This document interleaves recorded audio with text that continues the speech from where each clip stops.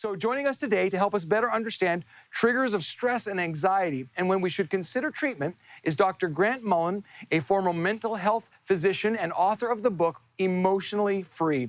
Welcome, Dr. Mullen, today. Well, it's nice to be with you, Bill. Yeah, thank you so much. Now, mental health has become a major issue in our culture. So why did you decide to make that a focus of a passion of yours? Well, it certainly wasn't my original intention. When I graduated, I actually became an anesthetist. I wanted to put people to sleep. But in the small hospital where I worked, we only did surgery in the morning. So in the afternoon, the anesthetists all became GPs. So I had to do general practice in the afternoon, which was a real stretch for an anesthetist. I mean, I'm not used to talking to people.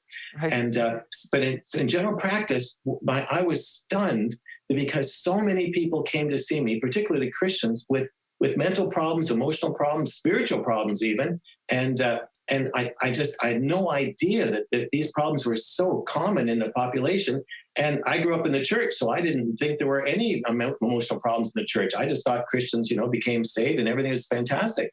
And so it just caught my attention because all these Christians, they didn't know who to trust, where to turn, what would be an answer that God would be pleased with. And so I just took an interest in it and started to try to help. And then so many people started to get better, to my surprise. It captured my attention, and I decided that this was my life's calling. So I quit anesthesia, I quit general practice, and I had a mental health clinic for about 25 years. Well, and that's amazing. And I'm so grateful for your work because I think there is a bit of stigma, especially in the church, and we need to break that because it is a reality that we need to face. And so just from your expertise, why do you think so many people do struggle with mental illness and health problems? Well, actually, they always have. It's just that now we're actually better at diagnosing it. We're much better at treating it. And so that way we're now looking for it. See, before when the treatments weren't very good, no one even bothered to look. And people certainly were very resistant to treatment. But now that we have such great treatments, great answers, the results are so much better. Now we're actually looking for the people who are struggling and offering them help. And then as more and more people get better, then word gets around. But it's actually always been common, but certainly way more common since the pandemic. Well, exactly. I mean, the pandemic has really elevated because people are in isolation. And I add to that the seasonal affective disorder that's happening, right, through the tough winter months. So how can people maybe recognize it? And what are some of the things that they can say, hey, maybe I'm actually wrestling with this and I didn't know it? Well, this seasonal affective disorder, what it means, affective disorder just means mood disorder. So seasonal just means that your mood is worse in certain seasons. Well, in our country, it's worse in the dark months. So there's something about darkness that tends to drop mood. I mean, well, all of us kind of are sluggish, especially during the pandemic where we're locked in and the days are shorter. But in someone who has a low serotonin level, the dark months will aggravate symptoms. So technically, seasonal affective disorder means that during the winter, dark months, your mood gets lower. So you became more depressed, more anxious. But most of the people I saw with seasonal affective, they actually were a bit depressed year round, but it was worse in the dark months.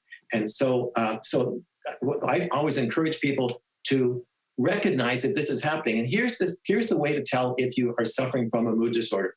And this goes for actually all the mood disorders. It doesn't matter what the season is. And the question is, can you shut your mind off from thoughts you don't want? So in depression and anxiety, your mind fills with negative thoughts, anxious thoughts you can't stop. And the other mental health conditions, there are different kinds of unwanted thoughts. But what's important is you lose thought control. And the purpose of medications is to restore thought control. So a seasonal disorder just means that during the winter months, you have more difficulty shutting off negative and anxious thoughts. But the treatments are still the same, whether it's seasonal or not. There are medications that can restore your serotonin level, give you back thought control. But also some people use light treatments. They're called SAD lights. They're special lights for seasonal affective, and you sit in front of that, and they help. Well, they help as well, but medicines actually work better, and you should take them year round. Well, that is super helpful because I think a lot of people struggle with their thoughts, and especially Christians, they think, oh, well, I just need to pray more. And you're saying, no, actually, there's a physiological element to this that you can actually address And so how do you deal with Christians or followers of Jesus who say, oh, you should just pray about it, or Christians shouldn't struggle with it, it's a spiritual battle? What is your response to that? Well, actually, this is what propelled me into getting involved in mental health, that very issue, because I saw all these Christians who felt it was just a spiritual issue, and they were so resistant to any kind of medical suggestions. That's actually why I wrote the book and why I started teaching seminars on how to help Christians understand what's really going on between their ears. But we know if you have a low serotonin level, and that tends to be genetic, it tends to run in families, that if you have a low serotonin level, you will lose thought control. And it's actually nothing to do with spiritual issues, other than spiritual issues can make it worse. Like certainly the enemy wants to take advantage of your negative thinking and make it worse. And Jesus, of course, wants to help us get through it. But if your serotonin levels are low, you're going to lose thought control. And that's genetic, and it's medical. And so the treatment of that is actually there are medicines to restore your serotonin level and give you back thought control. And then I was just so amazed that when people actually accepted treatment, their spiritual life improved so much because they were able to pray, they were able to use their spiritual authority. God seemed to reappear in their life. And so I realized that there's a medical side to how we're feeling. Well, and that is so good, because I think we think brokenness is just spiritual, but it affects every part of us, and God designed us to have certain serotonin levels. And so when we can't get there, thank God that we have experts who can help us navigate that as well. And I think also, and tell me what you think about this, I think the added pressure of the stigma makes it actually worse. Like, so you go to church and you're supposed to be happy and have no problems. And so you feel a little, maybe a bit of guilt and shame and added pressure as a result. What do you think about that? No, without question, I found that because I treated both Christians and non-Christians, I found that Christians suffered more painfully from mood disorders than the non-Christian world, because we add guilt and shame to depression, where the non-Christian world, they're just depressed, but we make it worse because of guilt and shame. And then we over-spiritualize the solution to say, just read the Bible and pray more. And so a person with a low serotonin level, they can't concentrate. So they can't pray, they can't read. And so you're asking them to do something that's impossible for them. So then they feel that God's mad at them and that they've committed the unpardonable sin, and they just spiral down further.